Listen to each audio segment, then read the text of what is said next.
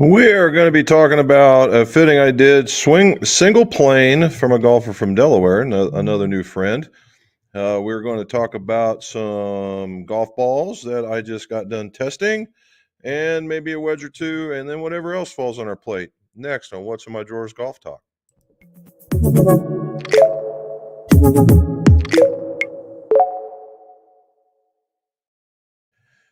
Welcome back to What's in My Drawers Golf Talk. Jim McCleary here, 7-time top winner, best fitter, or they call America's best. It's What's in My Drawers Golf Talk. Why is that? Because old club makers and club fitters make tremendous pack rats, and I'm no different. It's about what's in my drawers way over there inside the shop. All right, so what we talk about here is golf club repairs, golf club reviews, golf club opinions, golf club fittings, and then all the stuff that comes up in between. So let's get started. All righty, so number one, Solheim Cup, right? Last time I looked, they ended up in a draw. Fine. I know that's going to be some stuff. They should have went into overtime to see who won, blah, blah, blah. Look, it's a contest between what is the people that earn the right to be on the team.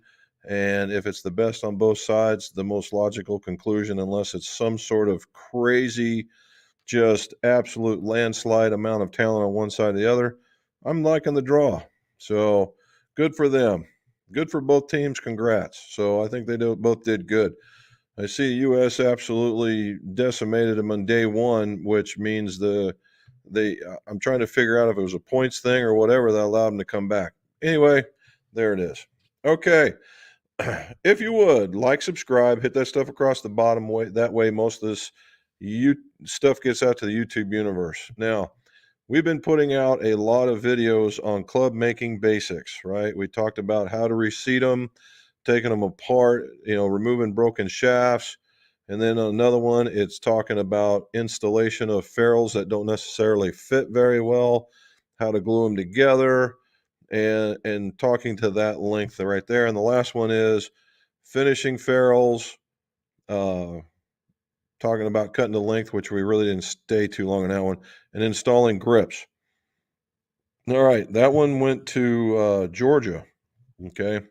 And it was all on working on this one. Now, the last one of these, the third installment, is coming tomorrow. All right, it's coming tomorrow. And it turned out to be pretty good. Not as long as the other ones, thank goodness, but it did all right. So here's what they got. The P790s came together very, very well. And they had those particular grips put on them. There's some more of the same. And the thing about this, when we did, we cut it, and we just showed cutting it and making the MCCs into MCC4s. That was a pretty big deal. And doing some ferrule finishing, which again is a pretty big deal to me. And so that's where we got with that. So there it is. That was the big project throughout the week. Got some other stuff. We got some stuff in. Again, we're into what I like to call the silly season for golf equipment. This is the time when OEM representatives start visiting golf shops to show you what's coming down the pike. Now here it is. It's the beginning of October. It used to be the beginning of October to end of October, mostly towards the end of October, so that there wasn't this huge gap of time between when they showed it to you and the time that you receive the product, which is typically in January, February timeframe. And that's a long time in industry standards. Most people have forgotten, they've gone on vacation, they've gone to a different job, whatever. And so, the PGA came in there, and now all of a sudden we're talking about the PGA show, and they're like, we already saw that stuff in October. So do you remember any of it?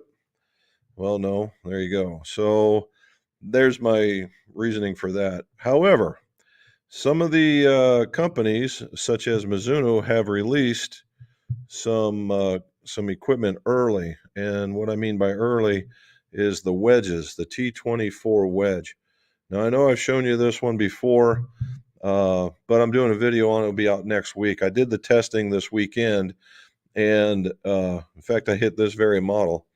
And let's see if I can show you. If you see, there it is. See where most of the hits were right there. I've got a couple up into the heel for sure. but that's where they're going. And that white's ball covering. This thing will grab a ball. So I'm normally around, I'd say between 68 and 8,500 RPM when it comes to spin on a brandy new ball and a brandy new club. And I was getting about the same. So it's not like this outrageous spinner, I will say that.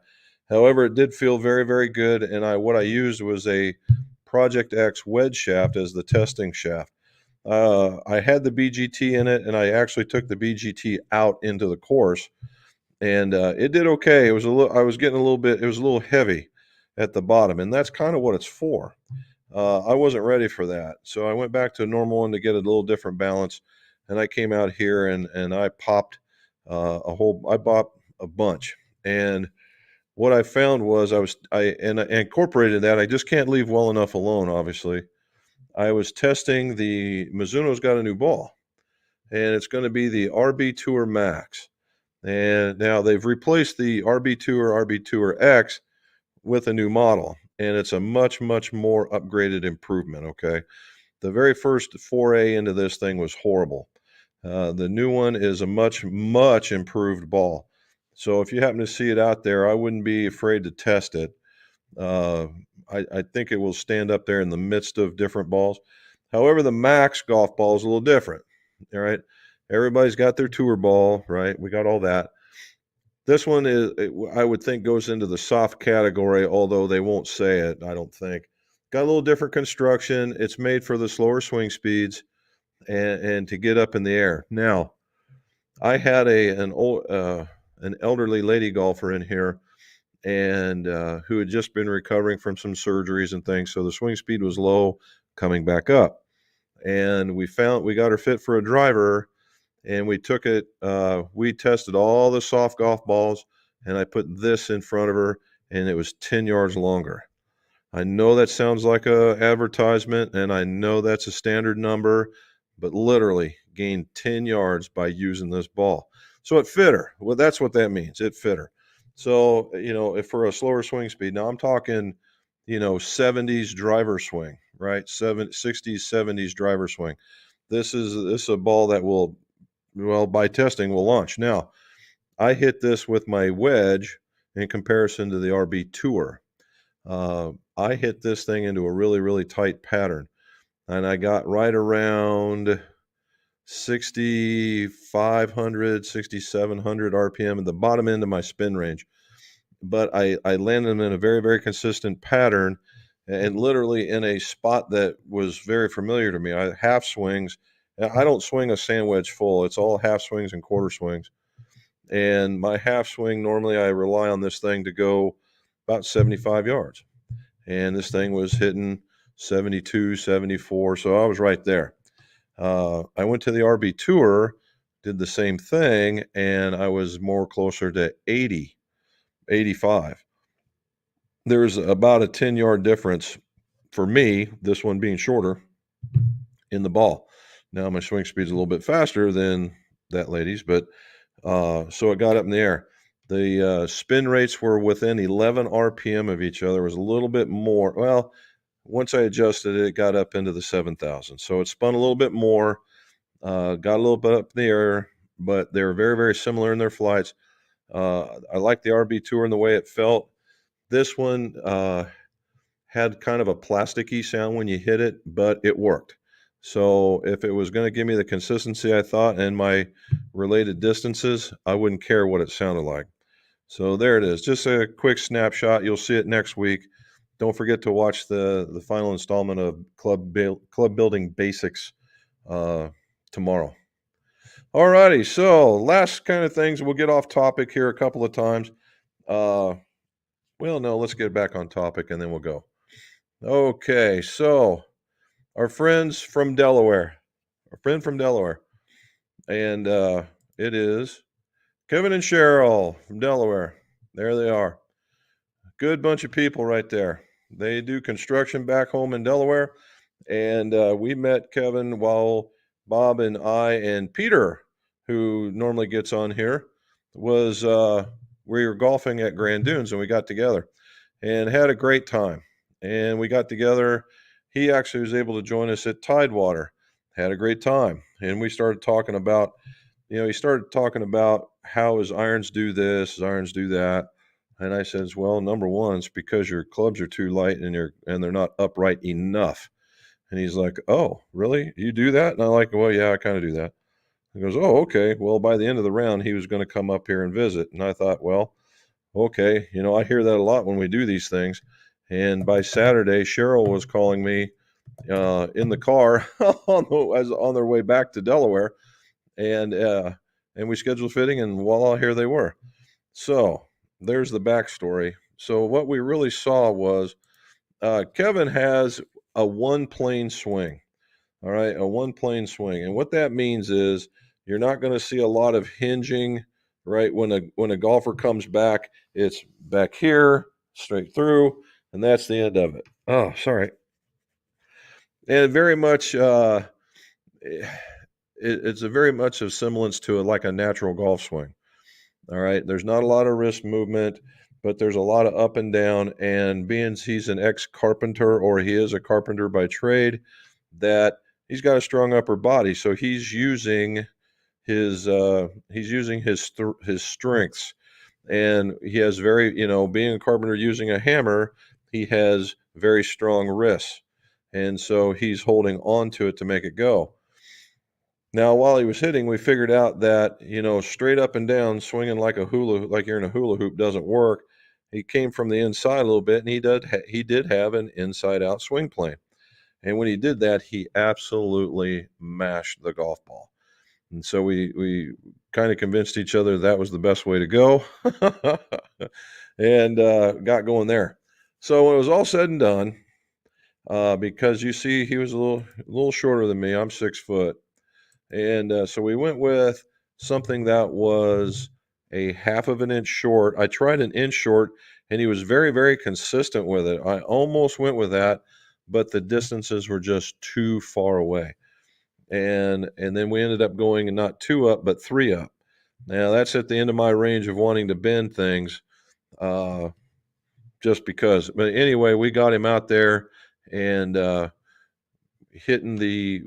went through the Paradigm, which we thought he would really like, and he did. He hit it very well. And we ended up with the Mizuno Hot Metal Pro. And the reason why we did that one was because his miss was a hook. And so we wanted to take a lot of the left, actually closure of the club face, out. When we did that, then we started seeing small draws and, actually every once in a while a small push, which is that's the normal miss of a person, inside out swing that's not trying to flip it over real bad. And that's kind of what I expected. Now, the next part of this is his swing speed was in the low to mid end of the regular range, but Kevin has a quick tempo. And because he had a quick tempo, we bumped it up a little bit in weight because he was playing Epic Stars. Epic Stars are really nice clubs for folks who are smoother and a little slower. Kevin is not either, and either of those characteristics. So we went, and that he had something. I think those had either 50 or 60 gram shafts in it. So my first one is I bumped him up to an 85, hit it way, way better. It was a good thing. Then I jumped all the way up to, I jumped up to 105, smoked it, right? Then I gave him a 120. That's a little too much. So we came back to 105. Looked at the acceleration profiles, is perfect where they were at. Then we started looking for heads. And he ended up hitting the Mizuno Hot Metal Pro, quite possibly the best. And I think it had to do with something with the sole. A very, very, very close second would have been the Paradigms. The Paradigm is a very nice club as well. Hits the ball a ton, but this one won the day. And it was funny because he said he hated his 6-iron. That was as tall as he ever wanted to get. And about halfway through the fitting, he says, well, what am I hitting here? I said 6 irons. He goes, so we squished that fear, right? We addressed that fear, he was hitting it out there doing very, very well. So we got that one killed. The other one, his wedge game, he said that's where he dies, is on his wedge game. So we talked about wedge philosophies and ended up getting him into the T24s, which is kind of neat. The T24s in the D grind, and then we're going to put him in. I couldn't get you into the one grind I asked for in the 60 because I just don't make it. So we went with the next choice, like we talked about. And so we got him in wedges. So the thing with wedges was confidence, right? Was confidence. And and I don't think he'd ever had the club bent. The minute I bent the club up, the contact got so solid and so straight. It wasn't even funny. In fact, on his groupings, all you saw was this line that went straight up and down the center line. So hopefully that comes back really, really good. And then in his putter, he had a Model 7. What I did is I just gave him a heavier, bigger version of the same thing and a tri-hot, and made it feel a little bit more comfortable. And then in the driver, we ended up with a Paradigm driver. So, it's all over the map. We tried a lot of different things, and that's where I ended up. So what's the moral of this story? Because of single plane and the way a lot of people will work it, especially with natural golf, a lot of wrist is taken out of the swing. At least it appears that way. And it requires a concerted turn and effort to get the belt buckle looking at the target, which Kevin did in spades. All right. And once he started doing that, he started killing it. And that's where it's at. So we ended up with some bigger grips because he is a construction guy by trade, had some pretty big hands. Good to go. All right. So again, thank you, Kevin. And thank you guys for coming down. And we're good to go. All right. On the grill. I can't get away without the grill today. This weekend was country style ribs. There they are. Country style ribs. And with a little bit of Blues Hogs barbecue on it, and we're good to go. That was on the small smoker to about 165. Now, this one I normally don't show a lot of people. And let me do something here because I got to send Mrs. McGolf a text because I'm sure she's watching, but this will get there first. And it will say, please bring me the drink. There we go. All righty. So anyway, Many Christmas. How many things we got open here? There we go. So anyway, you guys normally see me with something right here, and there she is. And you see me with something right there. And as of late, I've been checking out some bourbon only because of the availability of scotch is waning up in this neck of the woods. So I went out and I started looking around. Of course, you guys are bourbon drinkers will know that things are very hard to come by in the more popular varieties, but there are tons to choose from. Well, I walked into the local packaged goods store that is Ohio, and I got that. So some Buffalo Trace, some Weller, and some Jack in the 10-year-old. So I lucked into one, apparently, is the way that the bourbon hunters call it. I lucked into one. So yay Team McGolf. Yay Team McGolf. Okay, so there's that one. So we covered a lot of the stuff. I think we got it. I think we killed it dead. So very good. All righty. I want to go over one more thing. I'm getting a lot of emails. Thank you. Here we go. This is an old fashioned. Thank you. Okay. Oh, I want to go back over here in the last 3 or 4 days. I've been answering a lot of emails and a lot of questions on YouTube about swing weight. And golfers have this concern. I'm switching these grips. I'm either switching to something heavier or I'm switching to something lighter. What does that do, and will it affect performance? Okay. Very, very valid questions, particularly those that are in the know, not in the know. Good questions, as a matter of fact. So, does it change the performance of the golf club? The answer is no. All right. The flex, the length, the loft, the lie, all that stuff stays the same. Nothing gets changed by changing those physical parameters, do not get changed by changing the grip. What does get impacted are two things: total weight, swing weight. Okay. And obviously, if you put a lighter grip, it gets into a lighter than what was already on there. Then the total weight goes down, and quite possibly the swing weight can get heavier. All right. We're just tricking the scale. Goes the other way. If you put a heavier grip on, total weight goes up, swing weight gets lighter. All right. So, what does that do? Again, welcome to golf. And the answer is normally it depends. Okay. Depends on what? Well, it depends on your ability to feel change. If you were to take them apart or take the grips off and put new grips on, most likely you'd be more concerned with a tactile feel than you would this, because you go, wow, this feels really good. I like these new grips. And you swing it, yeah, they're pretty good.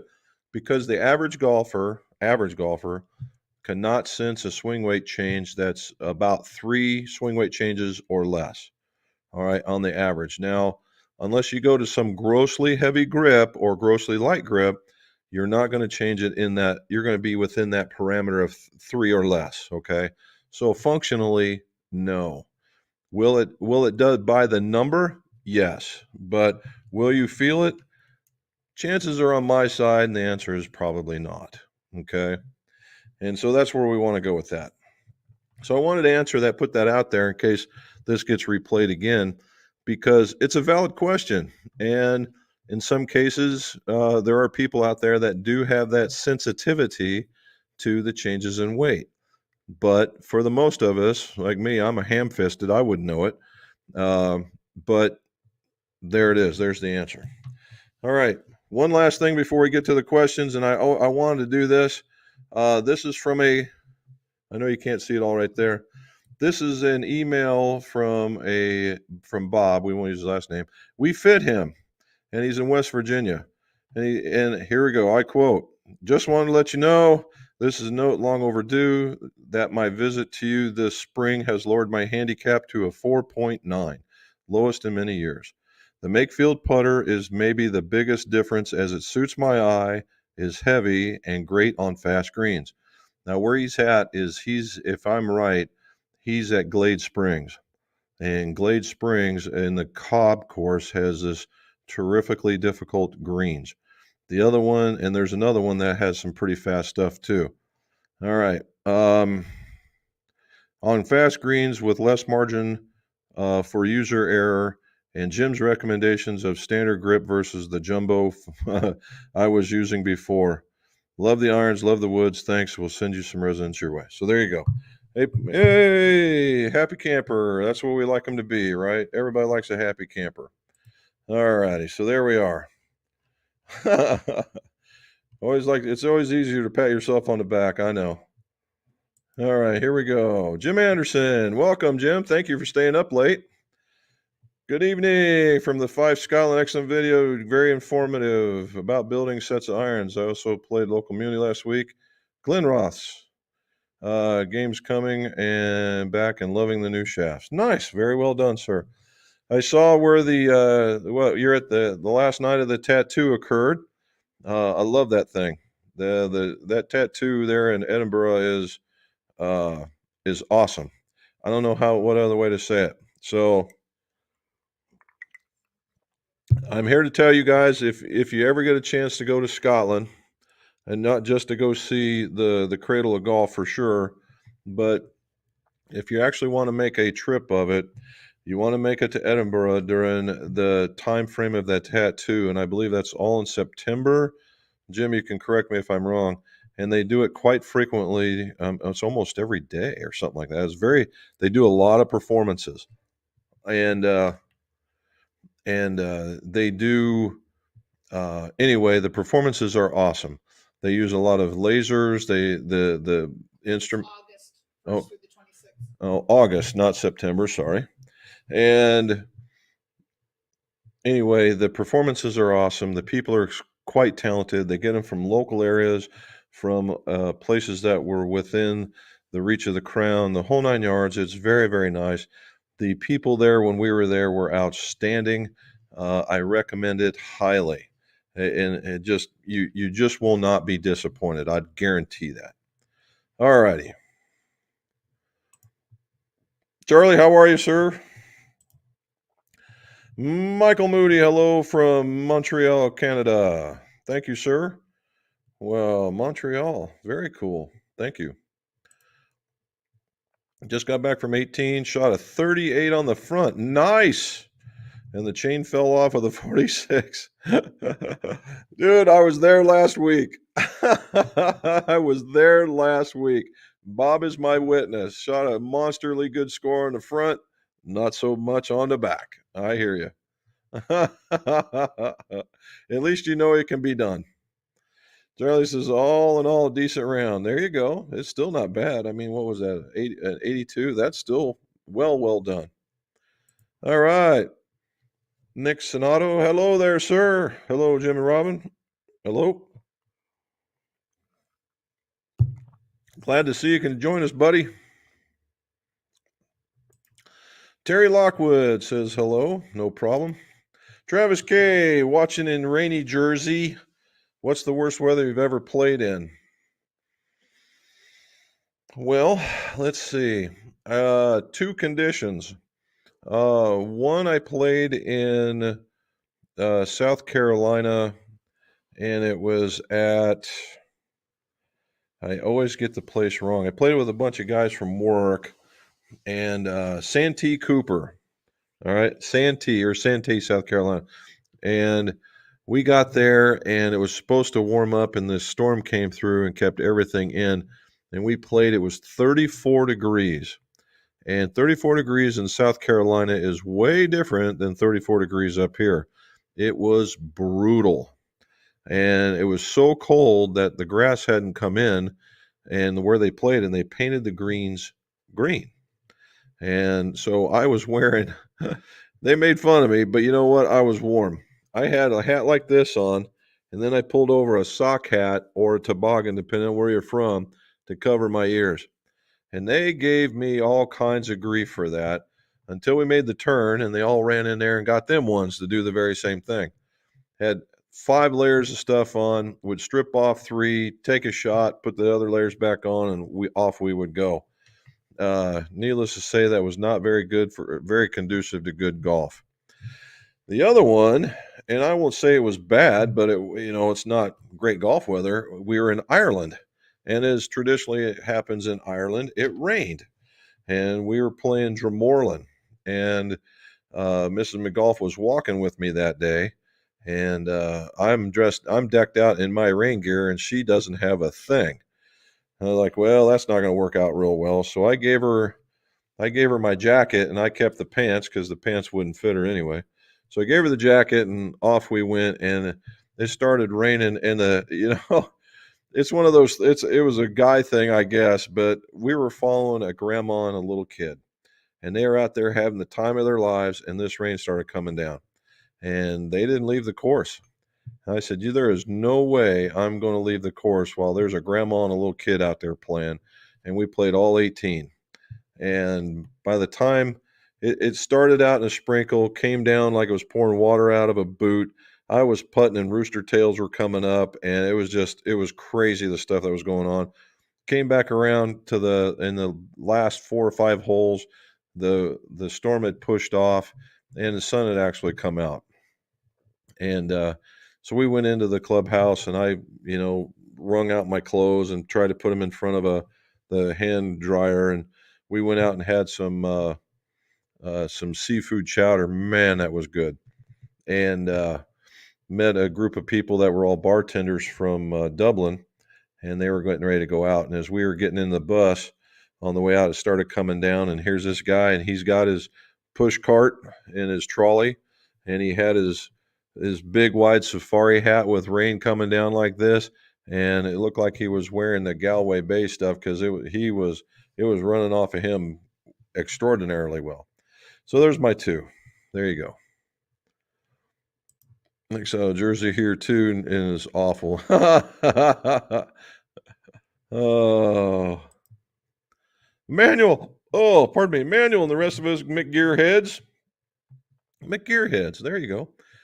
Had a great trip to Atlantic City. I'm glad to see that. Great weather, great courses, semi-decent 86, 82. Not bad. There's something. What do you guys think about this one? When you go to let's do it like this. So you go to your local course and you shoot 82. And you're pretty regular in that area. Sometimes 78, sometimes 85, but around 82. And you go other places like like Myrtle Beach or some other like the trail, right? You get on the trail, or you go to these other places that have several golf courses, much like Atlantic City. Do you expect to shoot the same score that you shoot at your home course? There's a good question. And should you expect to shoot that same score? I have only done it I've only come across that a couple of times.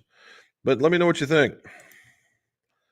Greetings from north of the border. Thank you, sir. Thank you for staying up with us. Charles, Travis K, minus 40 degrees at the North Pole. I know what you were doing there. Well done. That would have been cool. I would have had to try to do that too, I think.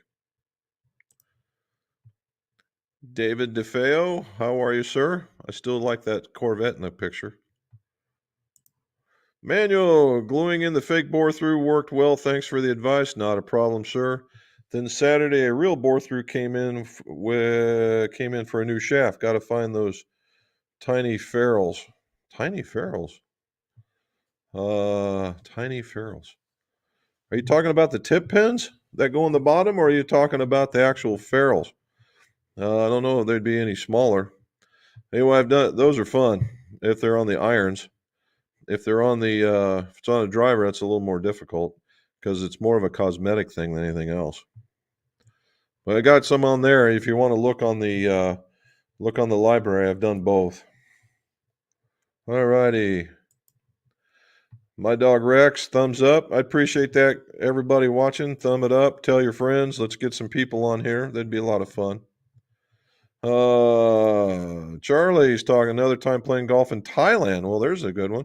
Where it was raining so hard, the rain looked like it was coming up from the ground. Ooh, wee. That's a good one. All right. Golf swings. Nike irons require collared ferrules. Yes, they do, but you're installing BB&Fs. It's sort of a household item. Can I substitute for the collar? Second part of the question below. All righty. So on the last couple of builds that I've done on my videos, go take a look. What I have done in order to use them. So two things, golf swings. Number one is if you're putting in a steel shaft and it's not wobbling around, chances are you don't need it. Okay. However, for the purists in us, we always want to make sure there's something in that cavity that you're leaving behind. So what I've done in the past with all these BB&Fs is I've gotten the collared ferrule that fits it, and I've cut the collar off, and I've shoved that in there. All right, now that's one.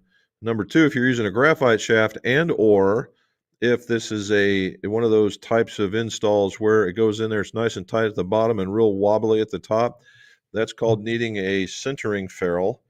And the centering ferrule, you got to put it in there. Otherwise, it's no good. And so I do the same thing. I find the right one and go from there. Now, a little trick of the trade here, guys. If you can't necessarily find what you're looking for, I will say this. The PXG/Ping iron ferrules are deeper than most. Most of them are only like this, and they're a little bit bigger. You could get those, and I've done this, cut those off, install them, and then take it to your ferrule belt and just wear them down till they're nice and solid right off the top, and then install again on your own. There you go. You can try that. And there's Ms. McGulf agreeing. Ryan Crow, how are you, sir? Here's the second part. I've seen drywall mesh tape recommended or buying a set of collared ferrules and cut off the collar. Shaft fits pretty snugly, quick center. Well, there you go. Told you. Hey, we answered it without even seeing it. So you got your answer, brother. I would stay away from the drywall mesh tape. It works good in, I don't know. There's just a lot going on with the mesh tape. I'm not a guy that's ever used it because I am more in line with the stuff that goes in it, i.e. the collars. Could you do it? Yeah, I'm sure you could. I just prefer the other way. All right. There's Jonan on YouTube. Oh, yeah, Ryan's normally over on the other one. Well done, sir. Hello, Robin. How's your trip with the girls? Oh, they saw bears. They saw bears, Charlie, a whole family of them. Imagine that in the Smoky Mountains, seeing bears. But they saw them. Ryan said, hitting that like button is always the first thing to do. Very good. I appreciate it, man.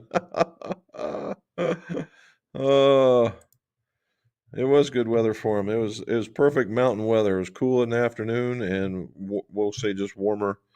There, it was like it was here. It was very, very nice.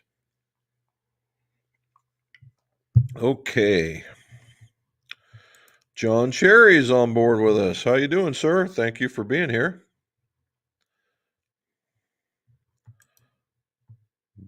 Brody Rathamel. Hey. All right. What are your opinions on Uniflex shafts? Would a person benefit from changing them to a stiff shaft? All right, Uniflex. Uniflex is normally when people mention Uniflex, they're talking about Callaway clubs. All right, there's a. I'm not aware of any more Uniflex designators out there. There used True Temper, I think, had, or was it Apollo? One of them had it for a while, and they've since abandoning it as well. It's too confusing, right?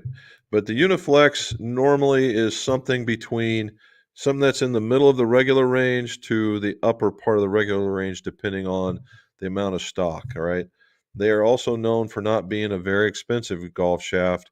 So, will they be very consistent across the set? Probably not. But would you benefit from changing them to a stiff shaft? What I would say, Brody, is that you would benefit from going and having it checked to making sure what type of shaft you need. Okay. And this was important. Again, we'll go back to Kevin. And when I put in different shafts, again, this is the Project X and the wedge. We put him in the Elevate 85, which worked pretty good, but he's a very aggressive swinger. They're very quick in his tempo. And the Elevate has a little bit more responsive tip than the club was liking. When we settled on the Modus 105, Modus 105 is a bit stiffer profile, and it stuck with the golfer, it stuck with Kevin, and it produced some really, really good results. Okay. So for you to say a stiff shaft, you're in talking to a fitter, right? When we're talking to a fitter, these other questions start rolling around the mind. Number one, is it the right profile? Two, is it the right weight, right? Flex is tertiary in this and what's going on. Is it the right length, right? And those are very, very important things so that you can hit these things way better. So, but the question is, if you go to a different shaft, would the quality be better? The answer is yeah, right? It would certainly be a better club. But if you're going to spend the money to do all that stuff to your clubs, which is fairly significant because you're replacing two-thirds of your golf club. And if you're paying somebody else to do it, it's probably come very close to the cost of the head. You might as well spend that little extra time and get an iron fitting and figure out exactly what you would like to put in them. And there would be my recommendation. All right. Jeff Sutter. Love your insights on fitting players and building clubs. Hoping my next career will be in golf. Well, good for you. Fire dog. He's a fire dog. I don't know what is that? What's the initials in the inside mean? I can't quite make them out. There's a C and an R, and maybe there's a D in there somewhere. Very cool, man. Very, very cool. Just so you know, Jeff, I just in my other particular job, I am in charge of what is called emergency services now, and the fire department in the company that we have reports through me. That doesn't mean I know anything about being a fireman because I do not. But I've done enough IC work that I got a fairly decent understanding. So, yeah, well done. Salute, sir. All right. Hope all PC. I saw some pictures, man. You got quite the busy golf life. That's pretty cool. Hope all's well for you golf peeps. Have a great show. On my way to my parents' house, tree down in the driveway. Aye, aye, aye, aye, aye.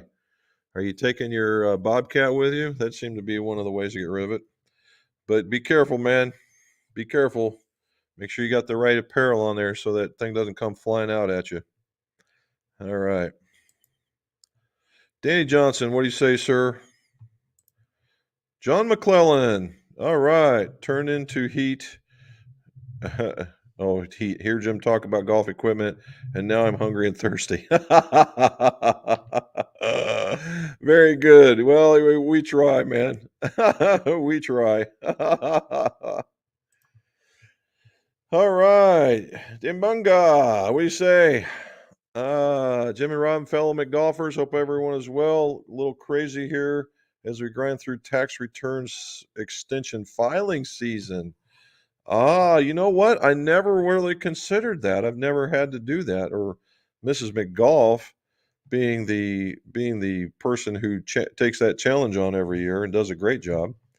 We've never had to really look at that. But very good. Well, I'm glad you got something busy. And before you ask, I haven't got any of the Apex stuff in. It has been absolutely nightmarish. Nightmarish getting that stuff to get in here. I've had to turn around. I got an Apex Pro, had to send it back to get repaired, and it was an internal thing, not me. And I got that back, and I still don't have anything. And so it's delayed my ability to review it, look at it, tell you anything about it. All right, John. Pardon me. If you add weight to a club, where do you normally put it? If it is in the hosel, does that make the heel of the head off balance? Would it be better to put the weight in the center of the head like PXG? Well, you know what? That is a great question. So, when I put weight into a golf club, yes, normally it is into the hosel. And I have my iron here. Ta-da! Okay, now what you're asking me is golf design, golf. It's more of an engineering type question, okay? So let's tackle that. This and every other golf club head is designed for a specific purpose. And when you put weight down in this particular area, a certain amount of weight is required before the way that the club works will be impacted. All right. We have done studies. Everybody's out there has done studies on this. It takes at least 10 grams in here to move this guy to, let's just say the center of gravity was right here, and you put more in here and it's going to pull the weight this way. It would take 10 grams or more to take you from here to there. Okay. From there to there. Quarter-inch tops. Now, I physically added weight once, and the best I could get was nowhere near a quarter of an inch. I was more like an eighth of an inch. Eighth of an inch, 3/16 tops.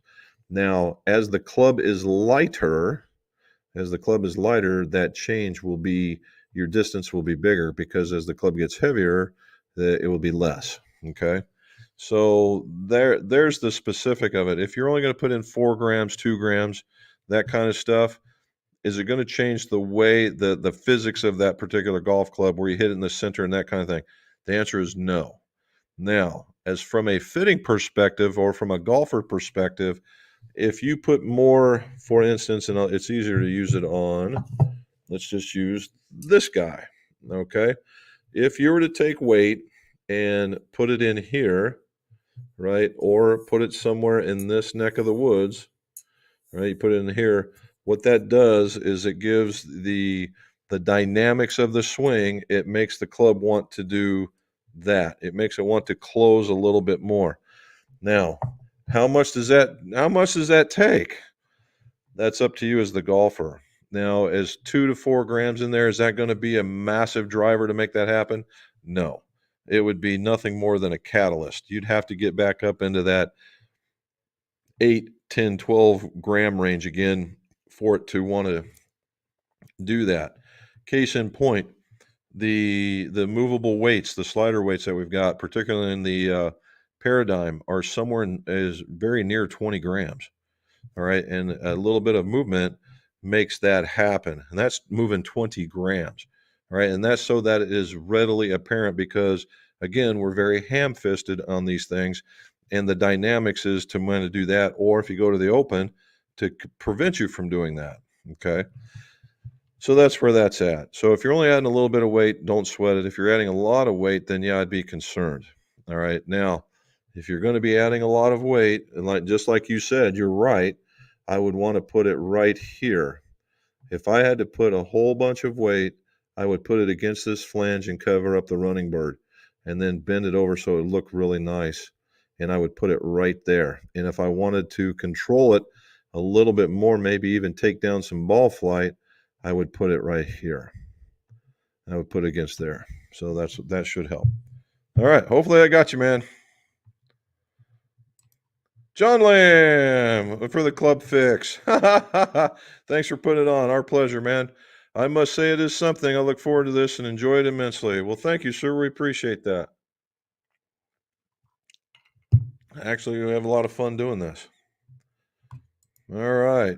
Rob's saying, Dan D, good luck on tax season. Yes, sir. Daniel Stark, Toronto, Canada. Well, look at us go. We're getting a lot of the Canadians today. Not bad. Very well. And thank you for joining us, man.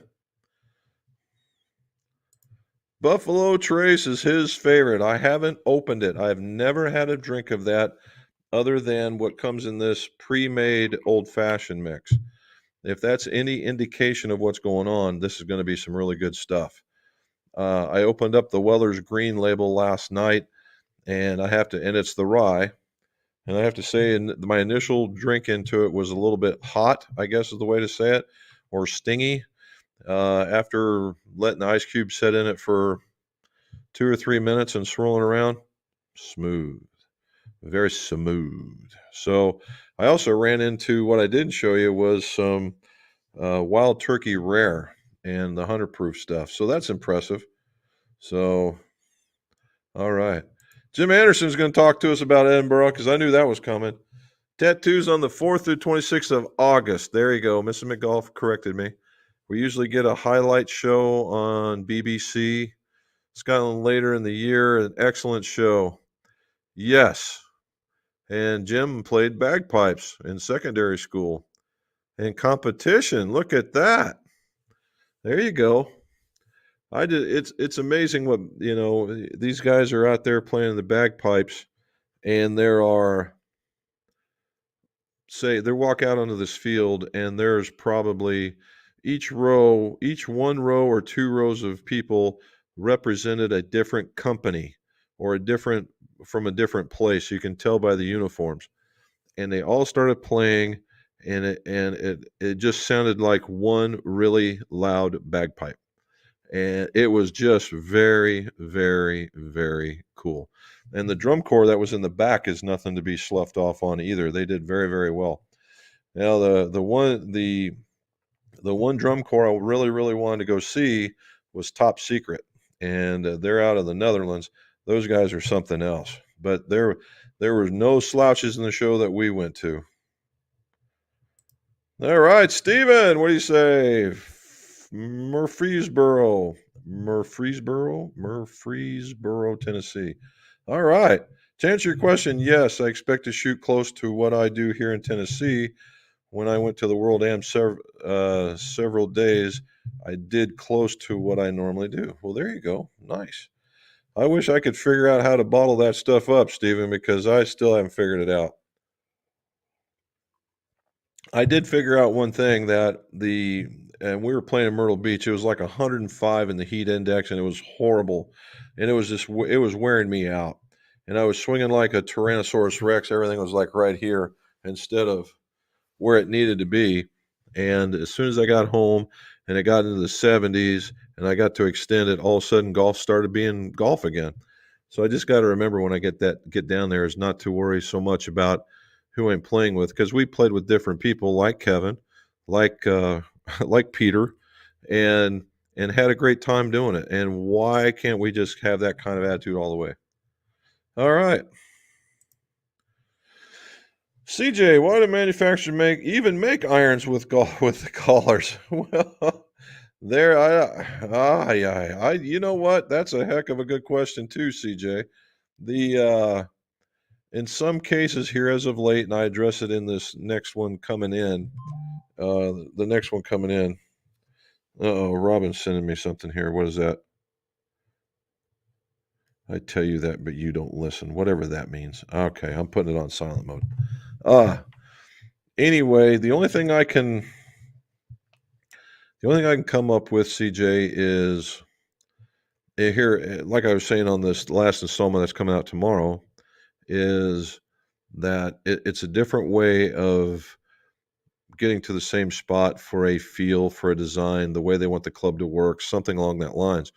What I'm starting to see here lately, particularly in TaylorMade and Callaway, is that in the bottom of the golf club, particularly in the irons, there's a centering pad in the bottom, and it's as big as round as a hosel plug, and in the hosel plug, and it's got this teeny weeny. Particularly for graphite, it's got this teeny weeny little bitty thing sticking up out of it, and that's for the graphite shaft to sit on it and stay centered. Now it's also got a bigger piece around it for the steel shaft, and that centers it in the bottom. Now, when you get to the top and it's a little wobbly, you're like, well, what is that all about? And they use these ferrules to keep them centered, and it also creates a little bit probably softer touch. That's my guess. Why did they do that? In a lot of cases, what they were doing is creating a shear point. Okay, a shear point. Now, at the end of a club, so at the end of this club, like right here, this is the beginning of my adapter. Right here's the beginning of my adapter. See if you can see it right there. There you go. And this is the hosel. And you see where it's straight right there? All right. Now, what some companies have done in the past is on the inside, because there's a wall there, and the wall's maybe that thick. And what they were doing is they would round or chamfer the inside of this hosel so that it wouldn't act like a saw and try and cut through graphite shafts, steel shafts. They round it. It's called chamfering. And in some cases, a better way of getting that spot was creating a collar, an area. So you would put a collar in there, and then what would happen is that ferrule would actually operate as something to prevent a shear point. All right. And that's just to prevent from breaking clubs. And there you go. So look at that. As I'm talking to you, I'm figuring it out. Well done, me. Whew. All right.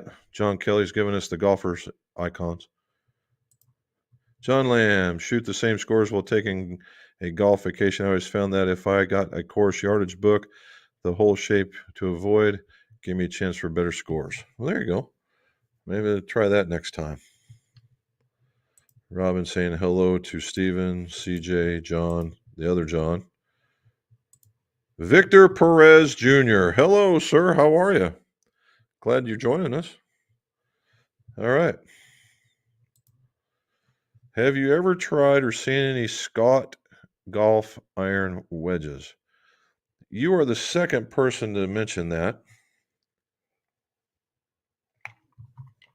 And after I saw it, I got questioned on the first time, I actually went and looked them up.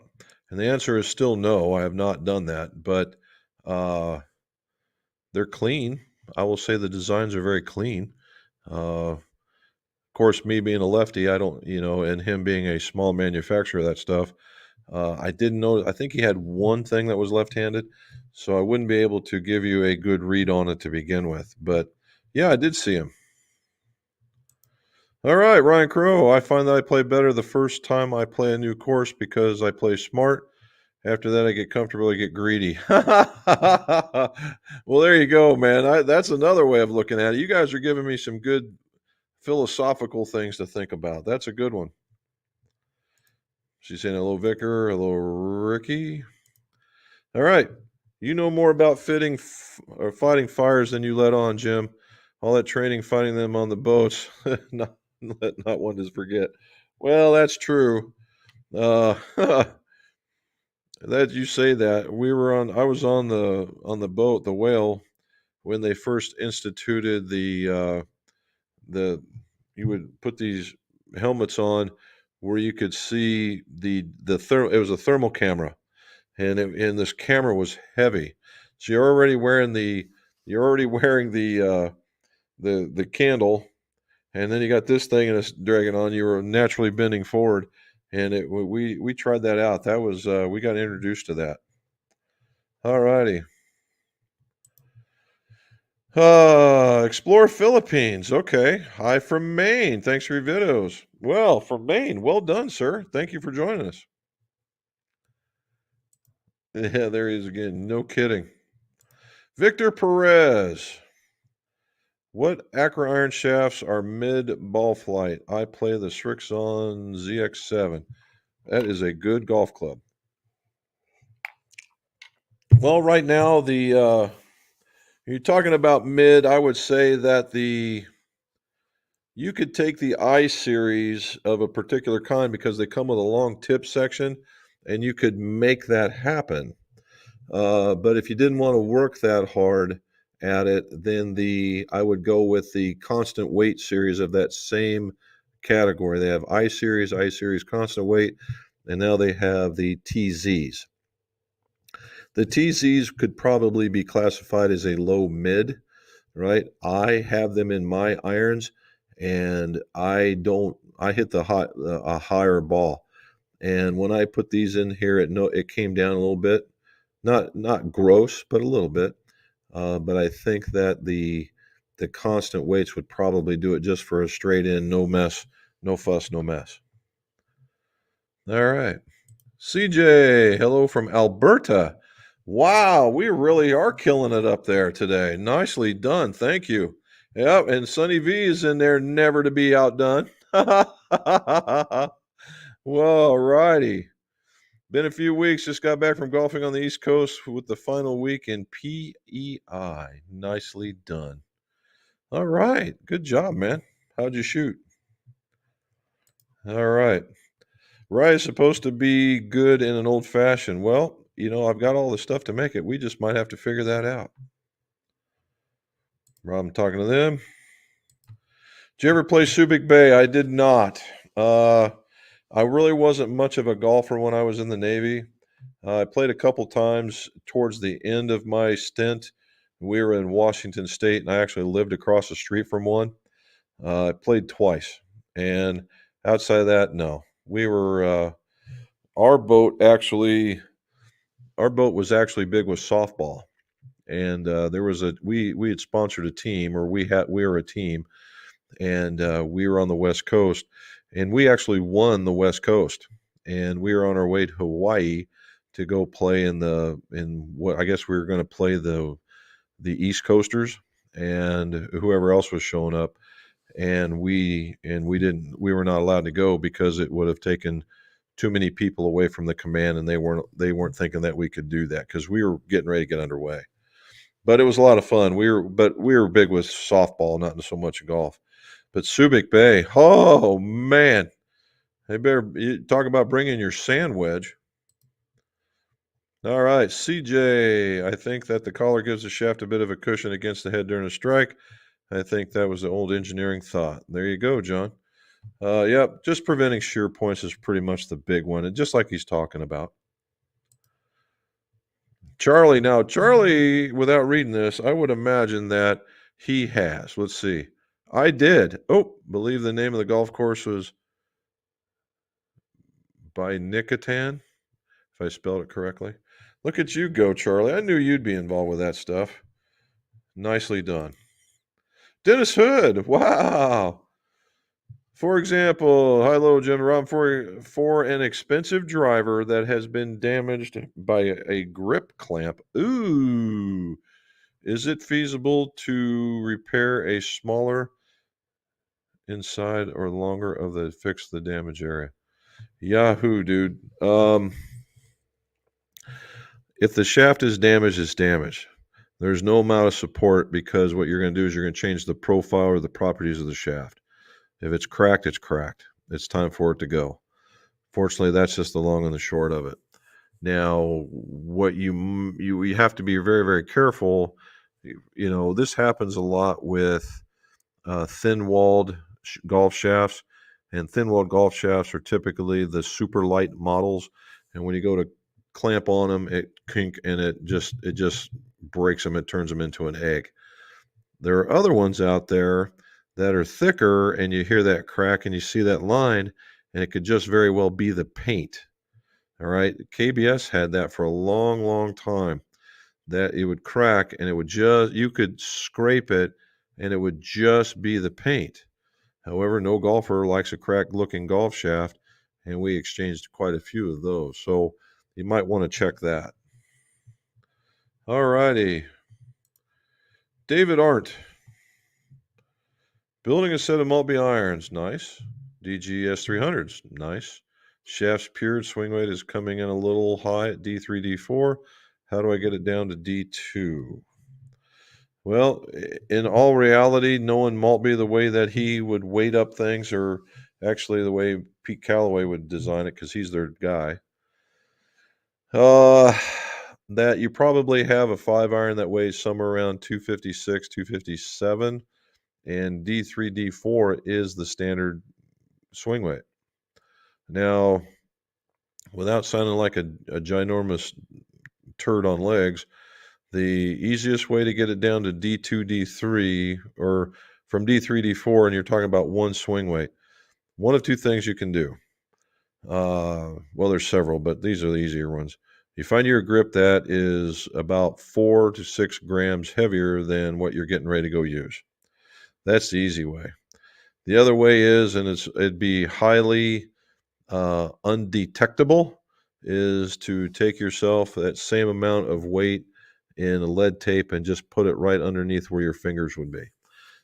That's the easiest way to do it. Now, there's another way where you could back weight it, and you put a little plastic piece in the back and you glue in some weights, and you could do it just like that. I think the lead tape's easier. So hopefully that helps. All right. Manuel, I expect to play better new course. I get lazy at my home course. Man, I must be the only one, because I just get nervous as all get out when I go to new courses. I want to golf like I can, but I don't know if it's just being in the textures or whatever. He's in Calgary, Alberta. I suppose that's the most proper way of saying it, right? Calgary, Albertos. All right, to a fellow Albertan. There you go. Nicely done. Rick Reisner, need to replace my shaft in my M6 fairway wood. What kind of ferrule do you use? An M6 fairway wood. Well, number one, I would probably go to GolfWorks to see if they, that's what I would go. I go to GolfWorks, look up the M6 fairway wood, and see what the ferrule would be. I'm sure the replacement is very similar to a lot of the other tailor-made fairway woods. I'm assuming that this thing is another collared ferrule that would fit in there, and then that you would have to turn it down. Probably 335 and M6. If it's not an adjustable club, then yeah, it'd be just probably about a 1/2 inch collar, maybe 5/8 inch with a collar on it, and you should be good to go. If it's an adjustable one, it'll probably be smaller still with the same kind of collar in it. All right. Oh, here we go. Sunny V. Shot my usual range, couple rounds in the high 70s, mostly low 80s. Putting didn't live up to my ball striking. Could have broken 80 more than I did. The rum was still good in spite of that. And that's the way we like it right there.